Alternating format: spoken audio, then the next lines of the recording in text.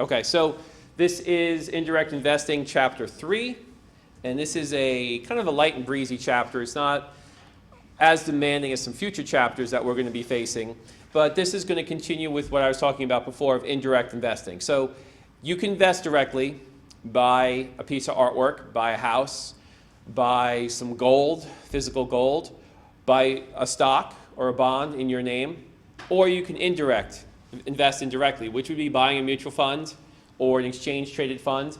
And this way, you can get instant diversification, and in some cases, an actively managed fund where somebody who's working on Wall Street or working for a mutual fund company can pick and choose and make the trades for you and hopefully get you a decent return. Now, I don't particularly recommend investing indirectly. I think that any graduate finance student should be able to pick a selection of stocks and keep their own portfolio. Unfortunately, a majority of your savings for retirement will be placed in 401k or 403 type of savings instruments where your only choice for investment is mutual funds. You can't buy stocks directly. And that's why a majority of Americans own stock, and it's through these 401k plans where the investor sets up a retirement plan. You contribute your money, and it's contributed in a tax-free basis. Sometimes the employer will match, but they'll give you a set of anywhere from 6 to, say, 20 mutual funds to choose from. And you'll have to develop a portfolio of just picking these mutual funds, which are going to represent indirect investment, mostly in stocks and bonds. So you're going through somebody else who's going to set up and organize your portfolio for you. Now, because someone's doing something for you, you have to pay for it. And we're going to go through some fees. There are a lot of fees associated with these indirect investing that put a drag on your returns. So if you're able to buy the stocks yourself, you don't have to pay these fees. Sort of like mowing your lawn versus hiring a landscaper. If you mow it yourself, you don't have to pay the landscaping fees. But if you're really terrible at cutting grass and maintaining your property, your house may not look so good. And if you're really bad at and you don't spend the proper time researching and investing, your portfolio won't look so good either. So there's sometimes, for some people, it's better to pay someone else. Okay. So investment companies are the ones that sell shares to the public that you're going to invest with, and they're going to go and buy marketable securities, mostly stocks and bonds. So they will represent you, basically your interests. Now, any dividends the stocks earn, they'll have to pass through to you, or interest, or realized gains, but they're not going to pay any taxes or organize. They don't have any responsibilities for paying tax on any capital gains or dividends that are realized. So that's going to fall on you. So you don't have as much control over your taxes when you own a mutual fund. So if the mutual fund manager decides to sell a stock at a profit, you're responsible for paying taxes on the profits of that stock, depending on how much of the mutual fund you own. So you may not want to actually incur any additional tax liabilities this year, but if you own a mutual fund, you'll have no choice but to have to pay it. And in some cases, you could buy a mutual fund, the shares could go down. Say you buy it in October, the shares could go down, you could have a loss in a mutual fund, but because the end of the year comes by, you're responsible for the capital gains that they may have had earlier. So now you're paying tax on the asset you actually lost money with. So that's why it's really a bad idea to buy mutual funds on a short-term basis and trade them after a few weeks or a few months. They're very much long-term types of instruments. Now, ETFs, exchange-traded funds, is another type of indirect, could be managed or unmanaged. Most of them are unmanaged. I had emailed a little multi-page informational flyer about ETFs for you to read a little bit more in depth in them, get to know some of the companies, what they represent, how some of their valuations are calculated. But basically, they're like a mutual fund in that they're a collection of assets in a diversified portfolio, generally aligned with indexes. So a lot of there are multiple indexes. We'll get to that in a later chapter. But you know the S&P 500, the Dow, the Nasdaq. They all have ETFs associated with them. There's also ETFs for just about every financial or business sector. region on the globe. There's an Asian, North American, European. There's, even by country, there are ETFs for Germany, Hungary, England, United States, Japan. So ETFs, there are probably now as many ETF different portfolios as there are mutual funds. So we're talking, there is probably close to 10,000 mutual funds and maybe even somewhere between 8,000 and 10,000 different ETFs. There is almost, the amount of mutual funds and ETFs, if you add the number of mutual funds and the number of ETFs together, that's more than the number of stocks listed in the New York Stock Exchange, I believe. So there's a lot of product out there to invest in. Now, a lot of them are very similar. So you may have the S&P 500 themed mutual fund or ETF, and there could be a lot of different ones from each company can make their own. So there's a lot of duplication out there. That's why there's so many. Now, the good thing about the ETF is they're like a stock. In fact, you could buy them and sell them during the day and you know exactly the price you're paying. You could sell short with them. You could buy them on margin. You could trade options on them. So whatever you can do with a stock, you can do with an ETF. And that's really the significant difference between mutual funds and ETFs, because the open-ended mutual fund is only priced once at the end of the day. So you really don't know where it's trading during the day. So the ETF is a way of creating a more flexible instrument that is a more flexible indirect investing instrument that has advantages over mutual funds. And one of the biggest advantages I feel is that they have a much lower cost to purchase and to maintain. So the fees associated with ETFs are much lower than the fees associated with mutual funds. And they're much more efficient. And one of the reasons is most ETFs are non-managed, meaning that they're just a copy of an index or a collection of stocks in industry, and they don't trade. They just buy their set group of stocks, and that's it. So there's no management needed to analyze and buy and sell stocks. So you would think, well, how is that good that something's non-managed? Wouldn't that have a lower return? But it turns out the non-managed products and indexes have a higher return than most of the managed products that are based in the same grouping of stocks. So the S&P 500 index beats 75% of the mutual fund managers that are trying to run a large company mutual fund. Manage it and buy and pick and choose what companies they think are going to go up or down. So unfortunately, the mutual fund managers aren't as successful, so a lot of people have turned to investing in indexes and index-like funds to have a lower expense ratio and a higher or more consistent return.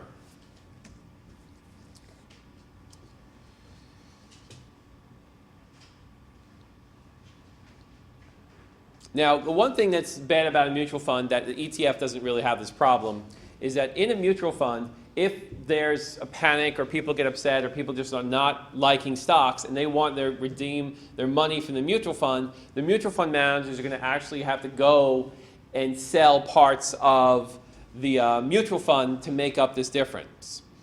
So they'll be forced to sell, if it's a big exodus of their mutual fund, they'll be forced to sell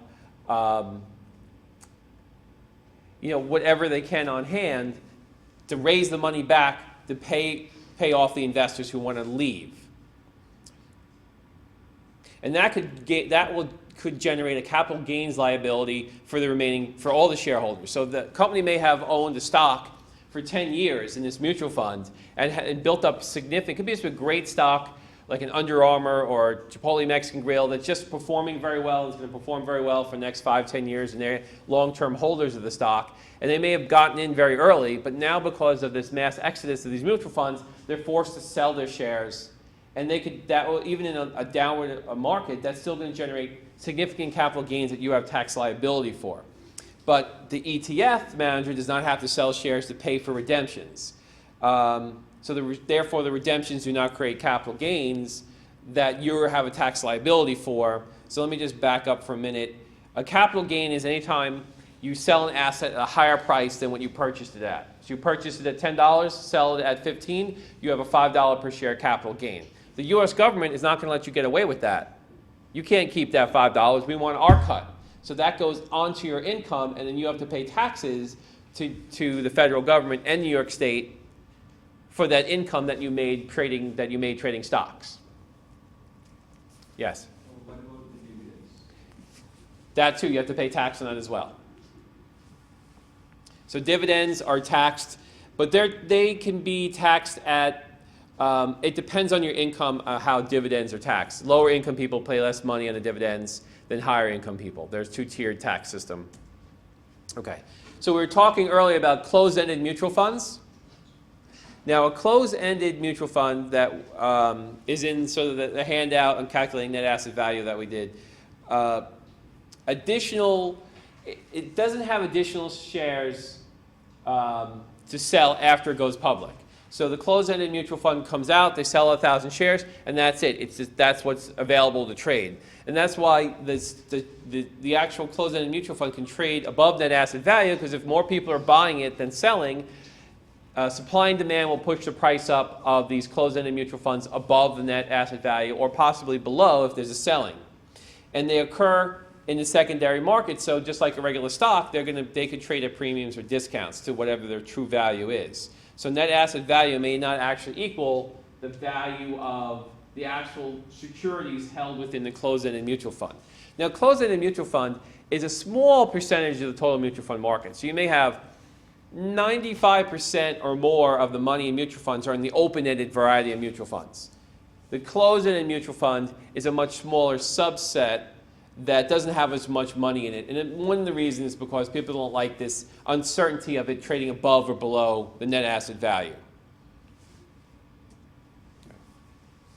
Now, the open-ended investment companies, the shares can continue to be sold. So if I set out beginning with 1,000 shares and more people are interested because my mutual fund is doing well, I can issue another 1,000 shares. So whoever brings me money, I'll just issue them more shares, and we'll keep growing and growing and growing the mutual fund to ginormous proportions. As long as I'm making money, the more money I can take in, the more management fees and expense ratios I can make, because that's the profits, that's how the mutual fund companies make profits.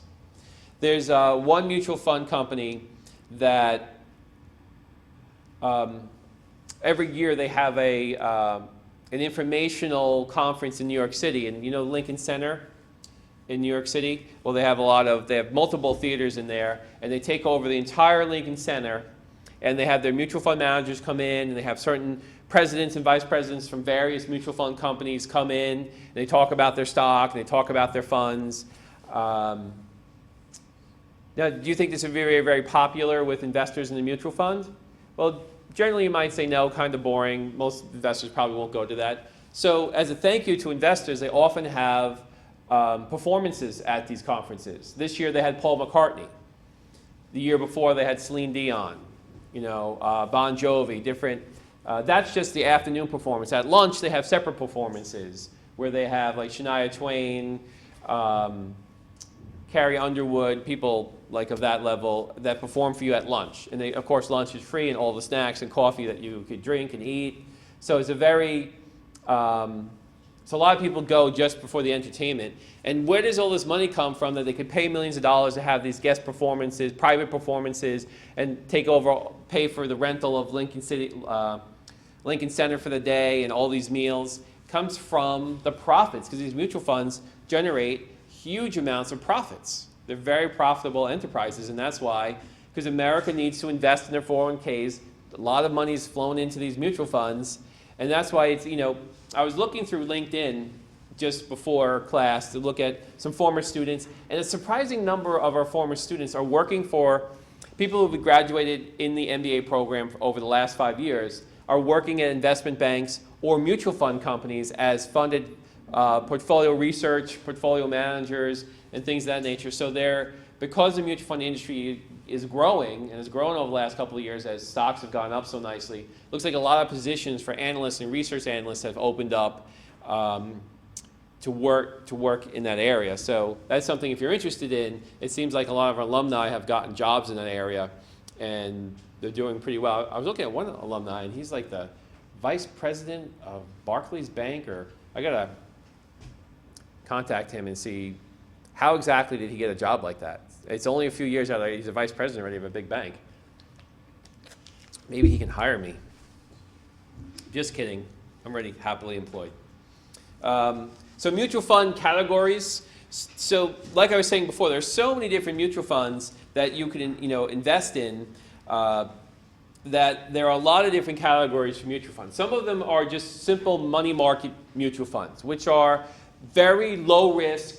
They can be taxable or tax exempt. They can be low risk commercial paper of highly secure companies.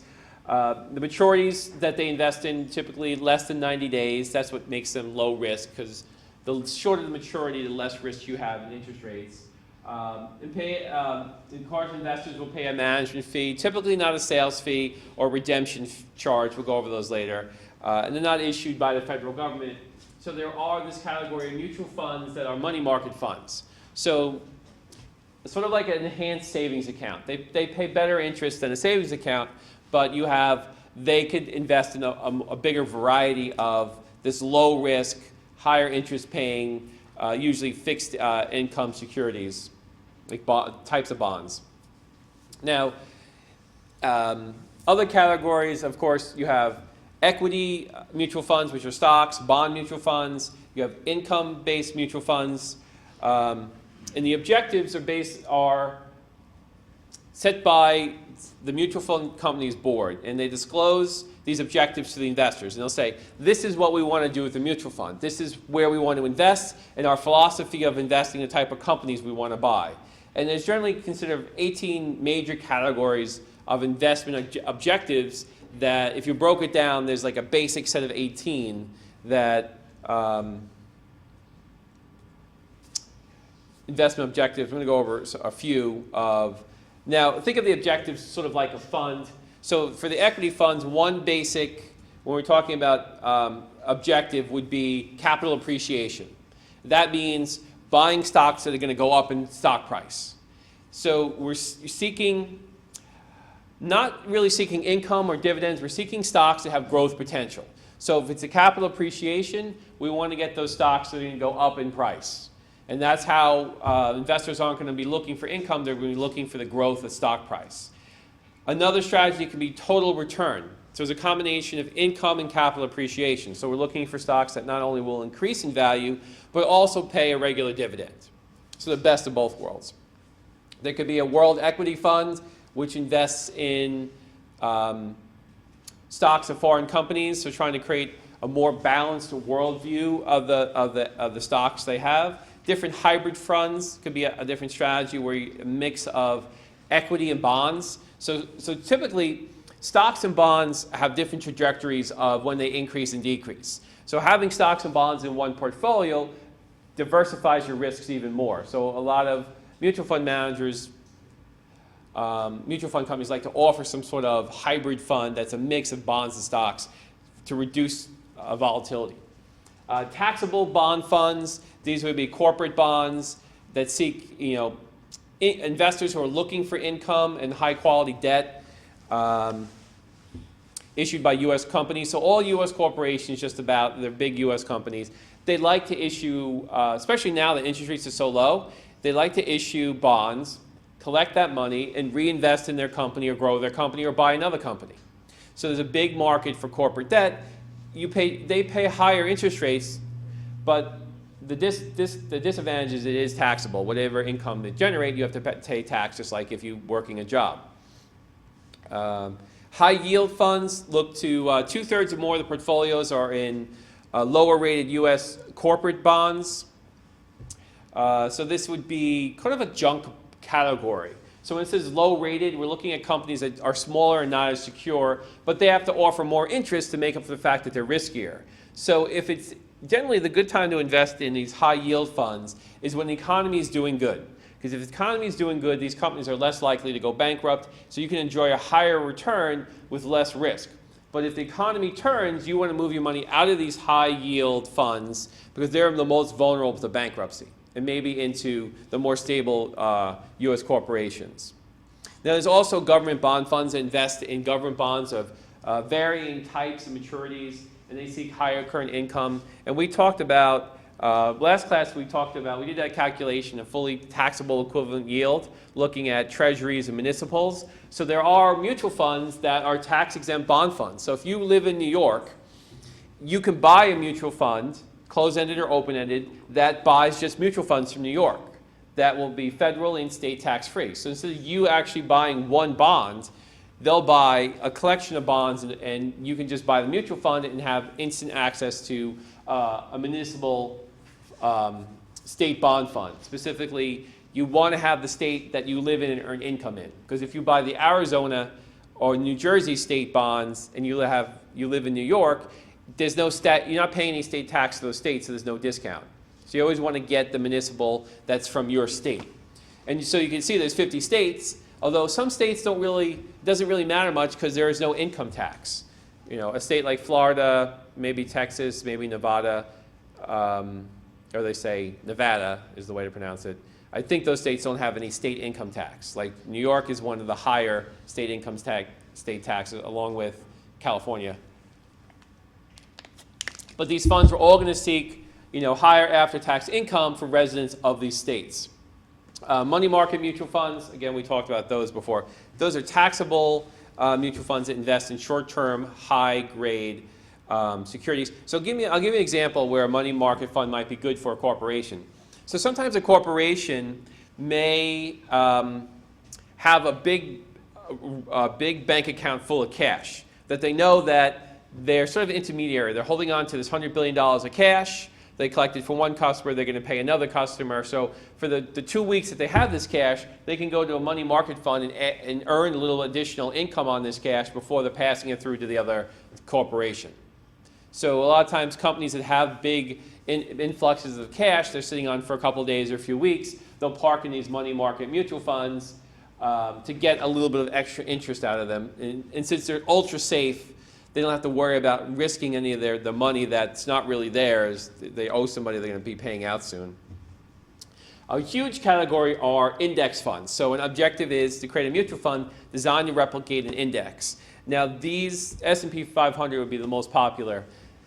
These are, because investors see that the indexes beat most of the mutual fund managers, they want to invest in the index. So mutual fund companies not wanting to lose any money create these mutual fund indexes, which lower expense ratios than the managed funds to take advantage of that. So any index that exists, there's probably one or many mutual funds mimicking it.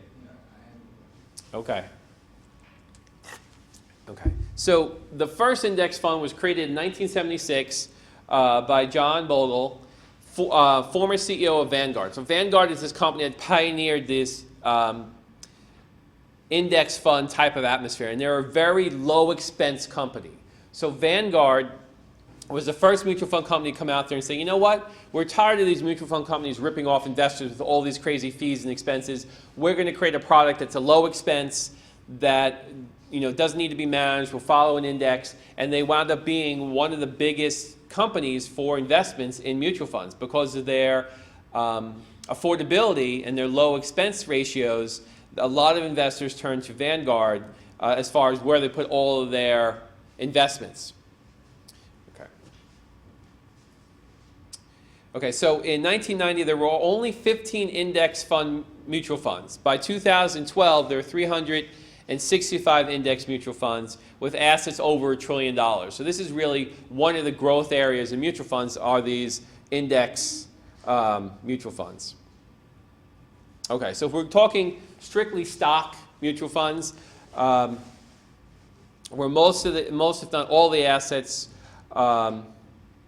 are in equities or stocks rather than bonds, they fall into four big categories, these equity funds. But the two biggest subsets would be value and growth. So if you're looking at stock, the two biggest areas, there are actually many areas in the stock mutual funds, but the two very biggest are value and growth. So value is a investment philosophy where you're looking to buy things on sale. Things that are good value. So you don't want to pay full price. You want to go and find a company that's sort of trading below its value, hoping that other investors will actually realize it's trading below its value and it'll start to trade closer to its value and you make money that way. So you're looking to kind of buy stocks on discount that are undervalued based on your financial fundamental analysis, something we're going to be learning how to do fundamental and technical analysis later in this course. Now there's also growth funds. In growth funds, they were looking for stocks that are expected to grow rapidly. So they don't mind paying $600 for a Chipotle Mexican grill because next year it's going to be at $700. And 5 years from now it's going to be at $1,000. So they'll pay over the actual intrinsic value of a stock because the stock is hot and the stock has good growth potential. So growth funds are riskier than value funds, and that's probably the biggest difference between them is the risk. Value funds are typically safer, but they don't return as much to investors as growth funds. And this is called a style box. So you could have 9 different styles, I guess, if you wanted to classify mutual funds into 9 different categories. You simply are looking at your large stocks, your medium-sized stocks, and your small stocks. This is capitalization. The amount of, sometimes people argue about the size of capitalization. Small could be anywhere from, 0 to 10 billion. Medium-sized companies can be 10 to 25 billion, and large companies can be over 25 billion in market capitalization, which means the total value of their outstanding shares. And then you could have value or growth, or something in the middle called blended, where some stocks, mutual funds, do a little bit of both. They do value and growth opportunities. So that's what we call a blend. So you could have a small cap stocks with just value companies or growth companies. So you could have, there are many mutual funds that just focus on small companies. Some can be value, some can be growth, or a blend of both. So these 9 sort of style boxes is where they say most mutual funds, equity stock mutual funds, will fit in one of these 9. And if you look at Morningstar, they generally will place your mutual fund that you're interested in, they'll place it in one of the style boxes for you so you get an idea of where the majority of the investments are. Okay, so net asset value, we already talked about this. The closed-ended funds can sell at a premium or a discount. So the we call liquidation value can be different than the net asset value. Now, if the closed-ended mutual fund is trading above its NAV, we call it a premium. And if the price is trading below its net asset value, we call that a discount. So it makes sense. If it's below the net asset value, it's a discount. If it's above the net asset value, it's trading at a premium. So that is covered more in the handout we had already talked about. Okay, so here's a very important slide.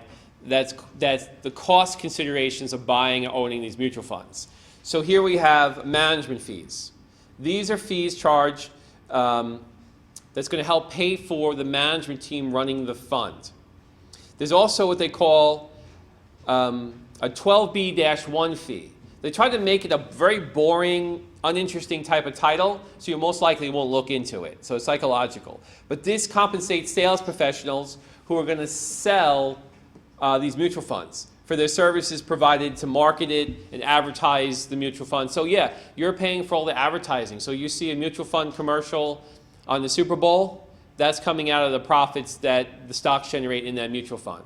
Or so you have to pay for that, and the 12B-1 fee helps pay for that advertising to get new people to buy the mutual fund. So if you already own the mutual fund, this advertising is doing nothing for you. It's just the mutual fund company trying to make more money, but you have to pay for it as someone who already has the mutual fund.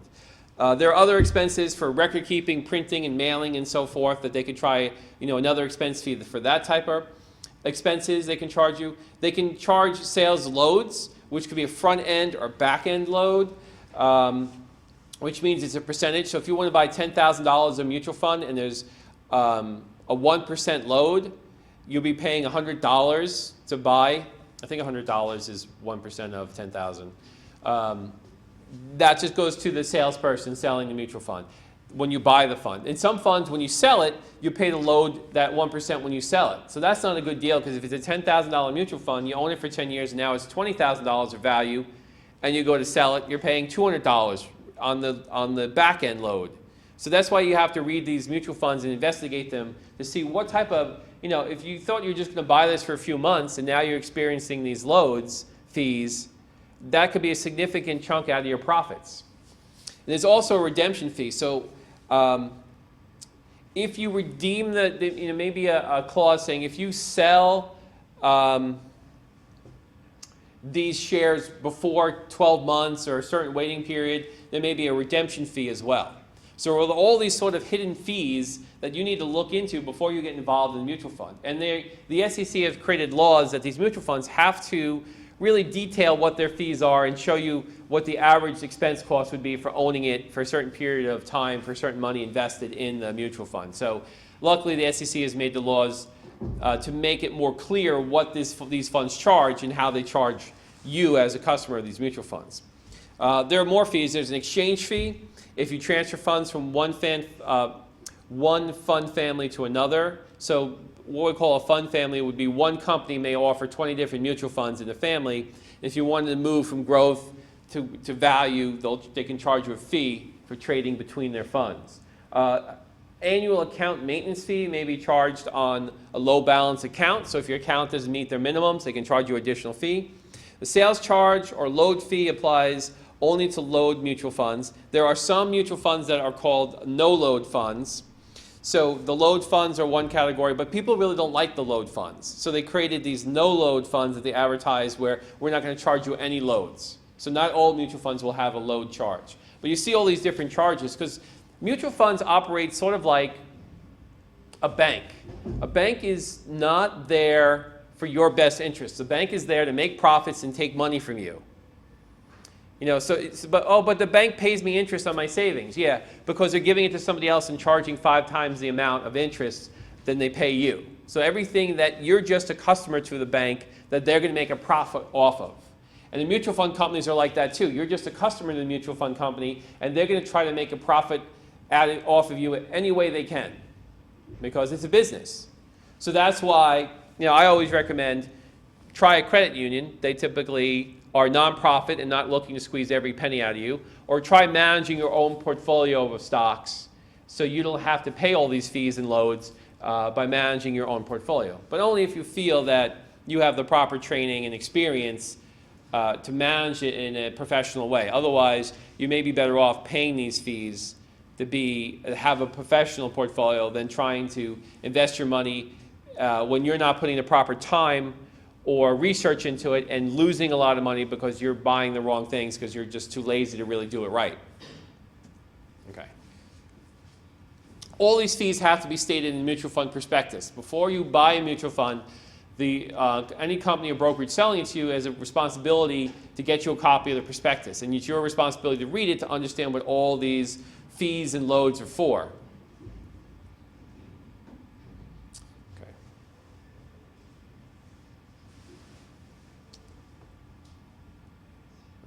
So, all right. So when we were talking about performance before, the performance can all be checked online through newspapers. All these mutual funds, the performance is easy to get to see how they've done over a 1, 3, 5, 10-year period. So it's measured over a period of time, and the total returns, including reinvested dividends and capital gains, will be shown. Annual returns, compound growth rate, all these things we're going to learn how to calculate in this class, but performance is easy to measure and see on these mutual funds. In fact, if the mutual fund is doing very well, they're going to go out of their way to advertise it in newspapers and magazines to try to get your money into the mutual fund. But you can easily go to there are companies that rate mutual funds like Morningstar, so you can see what their 5-star rating is on the mutual fund. And the mutual funds themselves will produce quarterly, if not monthly, semi-annually, and annual reports on the performance of the mutual funds, the stocks they hold, and things of that nature. But I had a bad experience with mutual funds. In the year 1999, I was very wary of internet stocks, and I didn't want to own growth companies. I wanted to own value companies. So I invested in a mutual fund that was supposed to be dividend growth and value fund. So I thought that would be a safer fund to have my money in than, you know, companies that are aggressively pursuing these hot internet stocks, which at the time I clearly saw as in a bubble and insane valuations. One of these chapters we'll be talking about that internet bubble and these companies and how that happened. But then I found out, then the bubble bursts, and I'm like, oh good, I moved my money into a safe fund, I should be okay. And then this fund's going down 20, 30%. And I'm like, and I look into the mutual fund, and they owned AOL, Yahoo, all the companies that were not value dividend companies they were buying in this mutual fund. Because the mutual fund manager wanted to have better returns, so he turned his back on the philosophies of the mutual fund and started buying stocks that had nothing to do with what the premise of the mutual fund was, and put me at a risk that I didn't want to expose myself to, because basically the mutual fund manager did dirty tricks to try to get his returns higher. So when he looked at his category, so his ploy all along was, I'm going to be the top performing value and income mutual fund because I'm really investing in growth companies. And growth companies are doing great, so I'm going to get more money. So he basically, and shareholders sued because they were misrepresented by these mutual fund companies. So ethics is a huge problem. It's better now, but back in the internet bubble and back in the year 2008 with the Great Recession, mutual fund companies did some pretty shady stuff in misrepresenting the risks and the assets in their mutual funds. Now, they did, of course, list the companies in the mutual funds, that they have to list what companies are in the mutual funds. I just didn't check, and that's why I learned a valuable lesson that I can't just believe these mutual fund managers. I'm going to actually have to go and check that what they're buying matches their philosophy, which is work that I really shouldn't have to be doing if someone's supposed to be representing me. So that's why I say when you're investing in mutual funds, you can't trust them blindly. You really have to look into what they're doing and what these mutual fund managers are buying, and does that really match the philosophy that they're claiming to have on these mutual funds? And again, staying with one popular theme in this class is international funds. We do have a huge amount of mutual funds that cater to outside the United States. So international funds can be single country oriented, where a small country, a small European country can have their own mutual fund, or the whole European Union.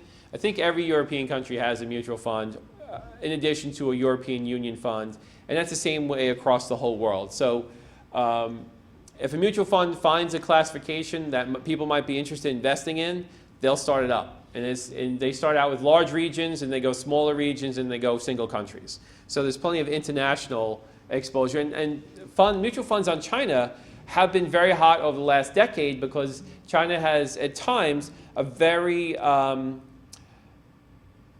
growth-oriented stock market. As the economy has grown, so has their stocks investing in their companies. So that's been an area of extreme growth. Okay, some typical conclusions here.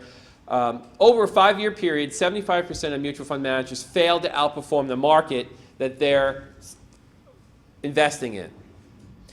Chasing hot mutual funds is a tendency of a lot of investors to go, what mutual fund performed the best last year, and invest with those strong performing funds from last year.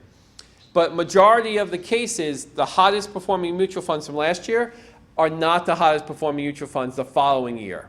So that's always the first idea everyone has is, let me put my money in the best mutual funds from last year. Rarely do they have 2 consecutive years of being the best mutual fund. So that's a bad thing to do. Mutual funds are very hyped in the financial press, but many of these funds fail to perform as the performance leaderships that they may claim to have in their family of funds or the new mutual funds. I mean, they are advertised as products, and sometimes they try to convince you that they're better than they are. So you have to be wary of some of the mutual fund advertising. And like I said before, the mutual fund managers themselves may misrepresent what the mutual fund is actually doing in order to get your money because you feel that it's a safe fund, but they might be doing what they can to increase the value of the funds. And there's something called window dressing. At the end of the quarter, the mutual fund manager look at what's the best performing stocks of this quarter. Okay, buy those stocks so that when I make my next report, investors will see that I own those stocks. Even though they didn't get any benefit from the run-up of these stocks, they're still going to buy them at the end of that quarter to have them in their mutual fund prospectus. So people look at that mutual fund and say, oh yeah, they own all the good stocks. But they're buying them after the fact. So no one got the benefit of that rise in value. They just want to make their mutual fund look better. Okay, so just some new directions of these mutual funds. They have what's called these supermarkets or funds of funds where you can purchase, from a single source. They'll have every different, these big mutual fund families will have all these different types of mutual funds for you to invest in. They also have some new types of mutual funds that follow you for your whole life. So they have a mutual fund for people who are 20 and 30 and 40 and 50. So you buy it when you're 20, and your mutual fund will grow with you. So as you age, it will change the mix of stocks and bonds and investments to be more appropriate for your risk portfolio at your age for saving for retirement. So their mutual fund managers trying to come up with new gimmicks and new ways of having you to work less and think less. So if you buy one of these life funds, they basically will go and invest in a subset of mutual funds to diversify you, and then they'll change things up as you get older to match your portfolio profiles the closer you get to retirement. So you start off in stocks, you end up mostly in bonds by the time you're able to retire. Also a big category is hedge funds. Hedge funds, the typical investor can't invest in hedge funds. You typically these are looking for people with $1 million or more to invest that are qualified investors, and these hedge funds are not regulated like mutual funds. Mutual funds are heavily regulated about what they can do, how they advertise, how they charge, what returns the money managers can make. Hedge funds are unregulated investment companies, and they have private investors. So if a hedge fund manager wanted to take 40% of the profits for themselves, they can do that. Mutual funds are limited to how much profits that they can take based on the fees that they charge, but hedge funds can become, these hedge funds managers can be multiple billion-dollar managers easily just because the hedge fund is very popular. And they can use strategies that mutual funds can't. You know, extreme leverage, different arbitrage strategies, different mathematical formulas. If you're from the AMS program in here, you know exactly what I'm talking about, that these mutual funds have these hedge funds have a lot of additional tools statistically and mathematically that they can employ in a highly leveraged state to make more money than the mutual funds. So the really rich people, the 1%ers, they don't waste their time with these mutual funds. They go right to the hedge funds because they typically have a higher return than most mutual funds on a more consistent basis. Okay, so that's chapter 3.